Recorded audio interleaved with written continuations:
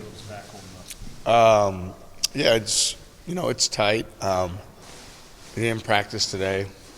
I think it's just going to be one of those things that Caleb's got to focus on doing everything he can every day to put himself in position to play, and we'll see and make those decisions as we approach the game, just like we did the other night.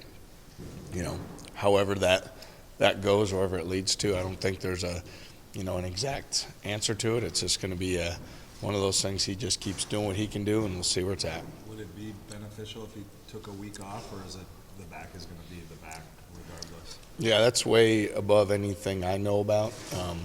That's why he's working with Vic, he's working with our team docs, and trying to determine all that. But at this point, that hasn't been brought up as a good solution or a solution. How do you explain Taman's ability to come up with some of those balls? He has great instincts. He has unbelievable ability to focus and stay in the moment.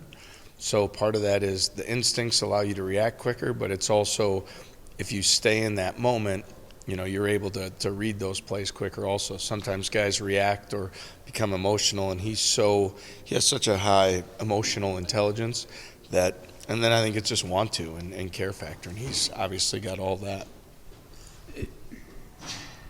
How do I ask this? Because I know what you're going to say. Me either. The best Big 12 conference race that's happened in a long time, you're interrupting it. What are your thoughts on that? The best Big 12 conference race, we're interrupting it? With a game against the SEC? Oh. There's people in our league that make decisions in the best interest of our league, that make scheduling decisions, and it's not something that I have any say in, so I focus on the things I can control. What I can control is to prepare our team to have the best opportunity to win the game on Saturday. Do they take a breath, though? I mean, they know this isn't a league game. Yeah. Guard against it, I guess. Yeah, we continue to do everything that we can to keep our guys focused on each day and the day that's in front of them and what they can do to get better on that day, which involves having a good practice, a good film session, all the things they need to do. I think if you ever start, looking at who are we playing or this or that, the things you can't control, that mentally you're probably not going to perform your best. So what we're going to do is keep our mental focus on let's get better individually, let's control what we can collectively, and let's get ready to play the game that's in front of us on Saturday, because right now that's the only game that matters.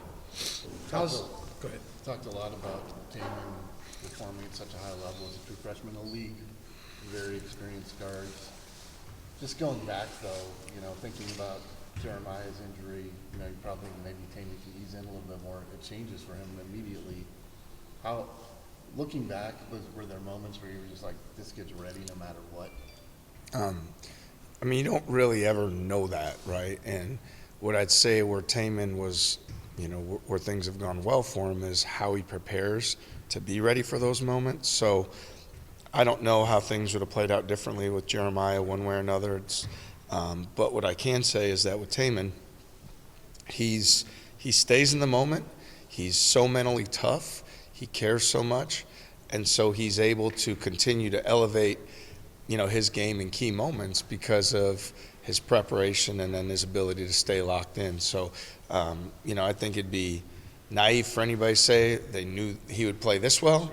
And it'd also be, I wouldn't want to be on the other side of it saying, I bet he won't play that well, because even when he has adversity or a challenge during the game, he quickly gets to making positive plays to make us win, and that says a lot about him. Is there any update on Jazz? Nothing new.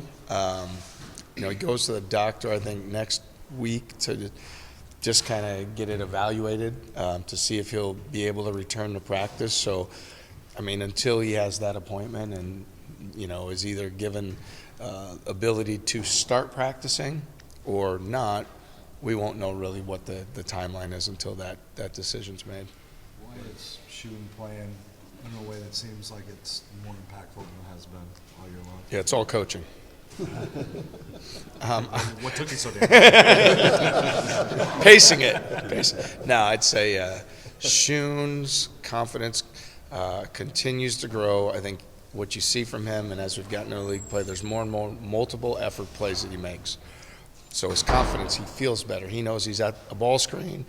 He's sprinting back. He blocked a shot. He's rebounding at a higher level.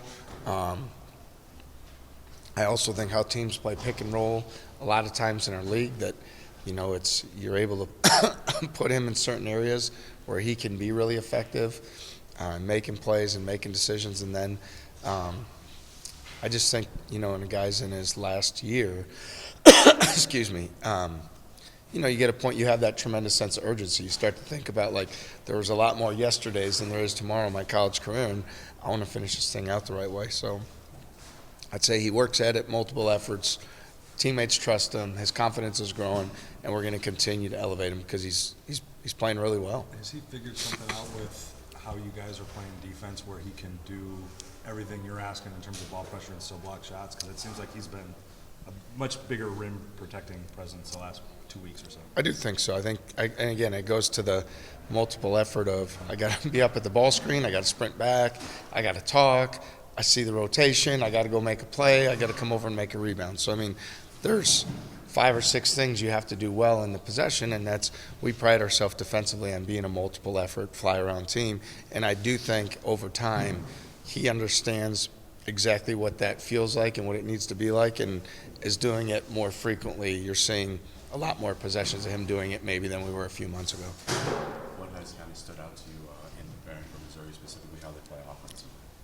Yeah, I mean, certainly fast tempo. They shot the heck out of the ball against Ole Miss the other night. They could play a lot of guys, a lot of different combinations, but they'll play fast. They'll play with a lot of freedom, confidence.